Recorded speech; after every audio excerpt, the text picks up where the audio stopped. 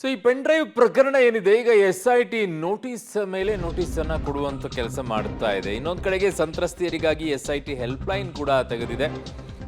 6360938947 6360938947 number ಸಹಾಯವಾಣಿಯನ್ನು open ಮಾಡಿದ್ದಾರೆ.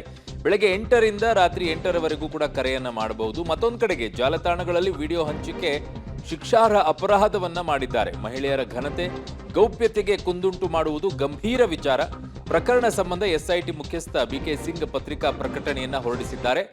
So ಇಲ್ಲಿ ಅದನ್ನ ಹಂಚುವಂಥದ್ದು ಸಾಮಾಜಿಕ ಜಾಲತಾಣದಲ್ಲಿ ವಿಡಿಯೋ ಹಂಚಿಕೆ ಶಿಕ್ಷಾರ್ಹ ಅಪರಾಧ ಅಂತ ಹೇಳುವಂಥದ್ದಾದ್ರೆ ಪೆನ್ ಡ್ರೈವ್ಗಳಲ್ಲಿ ಹಾಕಿ ಅದನ್ನ ಕಂಡು ಎಸ್ದಿರೋದು ಕೂಡ ಅಪರಾಧನೇ ಅಲ್ವಾ? ನನ್ನ ಸಹೋದ್ಯೋಗಿ ಪ್ರಕಾಶ್ ಈಗ ನನ್ನ ಸಂಪರ್ಕಕ್ಕೆ ಸಿಗ್ತಾ ಇದ್ದಾರೆ. ಪ್ರಕಾಶ್, ಈಗ ಸಂತ್ರಸ್ತೆಯರಿಗೋಸ್ಕರ ಸಹಾಯವಾಣಿ ನಂಬರನ್ನು ಓಪನ್ ಮಾಡಿರೋದು ಗುಡ್. ಅದು ಎಲ್ಲೂ ಹೇಳ್ಕೊಳಕ್ಕಾಗಲಿಲ್ಲ ಅಂದರೆ ಅಟ್ಲೀಸ್ಟ್ ಫೋನ್ ಮಾಡಿ ಆದರೂ ಹೇಳ್ಕೊಳ್ಬಹುವಂತಹ ಅವಕಾಶಗಳಿರುತ್ತೆ. ಬಟ್ ಇನ್ನೊಂದು ಕಡೆಗೆ ಜಾಲತಾಣಗಳಲ್ಲಿ ವಿಡಿಯೋ ಹಂಚಿಕೆ ಶಿಕ್ಷಾರ್ಹ ಅಪರಾಧ ಅನ್ನೋದಾದರೆ ಪೆನ್ ಡ್ರೈವ್ಗಳಲ್ಲಿ ಹಾಕಿಬಿಟ್ಟು ಕಂಡಲ್ಲೆಲ್ಲ ಎಸೆದು ಆ ಮಹಿಳೆಯರ ಘನತೆ ಗೌರವವನ್ನು ಹಾಳು ಮಾಡಿಟ್ರಲ್ಲ, ಅವರಿಗೆ ಯಾವುದೇ ರೀತಿಯಾದಂಥ ಅಪರಾಧ ಅವ್ರ ಮೇಲೆ ಯಾವುದು FIRಗಳು ಹಾಕಕ್ಕೆ ಆಗಿಲ್ವಾ ಇನ್ನು SITಗೆ? ಈಗ ಪ್ರಮುಖವಾಗಿ SIT ಅಧಿಕಾರಿಗಳಿಗೆ 2-3 ಸಂತ್ರಸ್ತ ಮಹಿಳೆಯರು ಸೋಷಿಯಲ್ ಮೀಡಿಯಾಗಳಲ್ಲಿ ಈ ರೀತಿಯ ವಿಡಿಯೋಗಳು ಹರಿಬಿಟ್ಟಿರೋದ್ರಿಂದಾಗಿ ಮಾನಸಿಕವಾಗಿ ತುಂಬ ತೊಂದರೆ ಆಗ್ತಾ ಇದೆ ಅನ್ನುವಂಥದ್ದನ್ನು ನೇರವಾಗಿ ಅಧಿಕಾರಿಗಳಿಗೆ ದೂರನ್ನು ಕೊಟ್ಟಿದ್ರು. ಆ ದೂರಿನ ಅನ್ವಯ ನೇರವಾಗಿ ಈ ರೀತಿಯಾಗಿ ಸೋಷಿಯಲ್ ಮೀಡಿಯಾಗಳಲ್ಲಿ ಏನಾದರೂ ಹರಿಬಿಟ್ರೆ ಅಂಥವರಿಗೆ ಕಾನೂನಾತ್ಮಕ ಶಿಕ್ಷೆಯನ್ನು ವಿಧಿಸಲಾಗುವುದು ಅನ್ನುವಂಥ ಎಚ್ಚರಿಕೆ ಜೊತೆಗೆ ಯಾರೆಲ್ಲ ಈ ಒಂದು ಘಟನೆಯಲ್ಲಿ ನೊಂದಿದ್ದಾರೆ ನೇರವಾಗಿ ಕಚೇರಿಗೆ ಕಾಲನ್ನು ಮಾಡ್ಬೋದು ಅನ್ನುವಂತಹ ಒಂದು ಹೆಲ್ಪ್ಲೈನ್ ನಂಬರನ್ನು ಕೂಡ ಬಿಡುಗಡೆ ಮಾಡಿದ್ದಾರೆ. ಸೊ ಅದರ ಜೊತೆಗೆ ಬೇರೆ ಬೇರೆ ಪ್ಲಾಟ್ಫಾರ್ಮ್ಗಳಲ್ಲಿ ವಿಡಿಯೋ ಹಂಚಿಕೆ ಮಾಡಿದಂಥವ್ರಿಗೂ ಕೂಡ information technology act 67A 228A1 ಜೊತೆಗೆ IPC 292 ಆ್ಯಕ್ಟ್ ಪ್ರಕಾರ ಕೂಡ ಇದು ಶಿಕ್ಷಾರ್ಹ ಅಪರಾಧ ಅನ್ನುವಂಥ ಎಚ್ಚರಿಕೆಯನ್ನು ಕೂಡ ಕೊಟ್ಟಿದ್ದಾರೆ.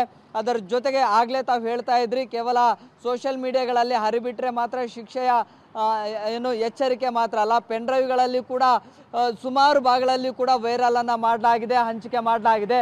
ಅದು ಕೂಡ ಇನ್ಫಾರ್ಮೇಷನ್ ಟೆಕ್ನಾಲಜಿ ಆ್ಯಕ್ಟ್ ಪ್ರಕಾರ ವಿಡಿಯೋಗಳನ್ನು ಹಂಚುವುದು ಕೂಡ ಅಪರಾಧನೇ. ಸೊ ಇದೆಲ್ಲದರ ವಿಚಾರದ ಬಗ್ಗೆಯೂ ಕೂಡ ಇದೀಗ ಅಧಿಕಾರಿಗಳು ಗಂಭೀರವಾಗಿ ತೆಗೆದುಕೊಂಡಿದ್ದಾರೆ ಈ ವಿಚಾರವನ್ನು.